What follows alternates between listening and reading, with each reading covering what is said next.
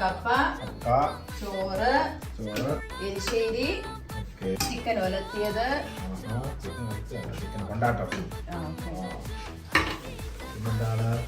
Cabbage തോരൻ, ഉണക്കക്കൊഞ്ചിട്ടത്, വളരെ ചെറിയ plate ഇല്ലേ? അതെ, പാവയ്ക്ക വറുത്തത്. അപ്പൊ നമ്മുടെ ബീഫ് ഫ്രൈ അല്ലേ? ഓക്കെ. പച്ചടി, മാങ്ങാച്ചാറ്, നാട്ടിൽ നിന്നുള്ള മാങ്ങാച്ചാറ്, മാങ്ങ, പിന്നെ മോരുകറി, പുളിശ്ശേരി.